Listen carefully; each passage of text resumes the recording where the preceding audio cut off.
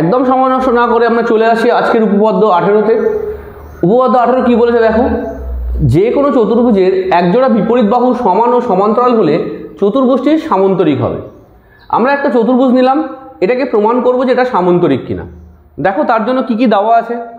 ABCD চতুর্ভুজের AB সমান সমান ডিসি, এবি সমান সমান ডিসি এবং এবি সমান্তরাল ডিসি, এই বাহুটার সাথে এই বাহুটা সমান এবং সমান্তরাল, এটা দেওয়া আছে।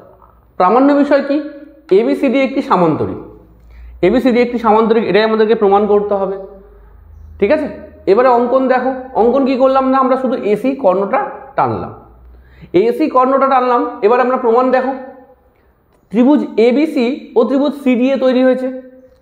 এই দুটো ত্রিভুজ তৈরি হয়েছে, একটা এবিসি একটা সিডিএ, এবিসি আর সিডিএ।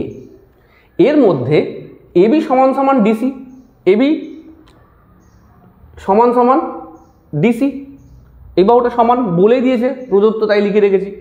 আর অ্যাঙ্গেল বিএসি একান্তর অ্যাঙ্গেল এসিডি, বিএসি এই কোণটা আর এসিডি এই কোণটা একান্তর। কেন? কারণ এবি ডিসির সাথে সমান্তরাল আর এসি ছেদক। আমরা ক্লাস 8-এর উপপাদ্য শিখেছিলাম, সমান্তরাল বাহুকে ছেদ করলে একান্তর কোণগুলি সমান হয়। ঠিক আছে, আর এসি সাধারণ বাহু, এই দুটো ত্রিভুজের ক্ষেত্রেই একটাই বাহু ইউজ করছে, তাই এটাকে সাধারণ বাহু বলে। তাহলে একটা বাহু, একটা কোণ এবং একটা বাহু আমরা প্রমাণ করলাম। অতএব ত্রিভুজ এবিসি আর ত্রিভুজ সিডিএ সর্বসম, এবিসি আর সিডিএ সর্বসম কি শর্তে? সাইড অ্যাঙ্গেল সাইড সর্বসমতার শর্ত অনুযায়ী। তাহলে এই যেহেতু এই দুটো ত্রিভুজ সর্বসম হয়ে গেছে, তাহলে আমরা বলতে পারি এই যে সর্বসম ত্রিভুজের ক্ষেত্রে অ্যাঙ্গেল এসিবি মানে এসিবি এই কোণটা আর অ্যাঙ্গেল ডিএসি মানে হচ্ছে এই কোণটা, এরা দুজন সমান, কারণ এরা অনুরূপ কোণ। দেখো যদি আমরা এই দুটো কোণকে সমান ধরি তাহলে অবশ্যই খুব সহজ হয়ে যাচ্ছে কি না, এই বাহুটাও সমান্তরাল আর অবশ্যই এটা ছেদক, তাই জন্য একান্তর কোণগুলো সমান হয়। এই দুটো কোণ সমান কারণ অনুরূপ কোণ, সর্বসম ত্রিভুজের অনুরূপ কোণ।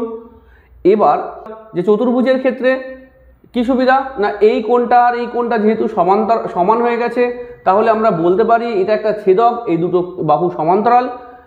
অতএব বিসি আর এডি সরলরেখাংশ এসিকে ছেদ করা দুটি একান্তর কোণ সমান হয়েছে, অতএব বিসি সমান্তরাল এডি, বিসি সমান্তরাল এডি।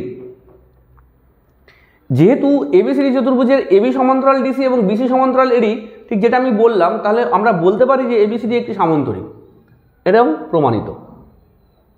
ঠিক আছে, তো উপপাদ্যটা খুবই সহজ আছে।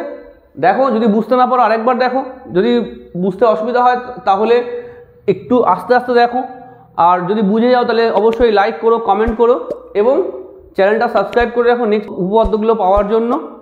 এবং যদি তোমাদের কোনো সমস্যা থাকে অঙ্ক সংক্রান্ত, আমাকে কমেন্টে লিখে জানাও, আমি তোমাদেরকে অঙ্কগুলো করে দেবো।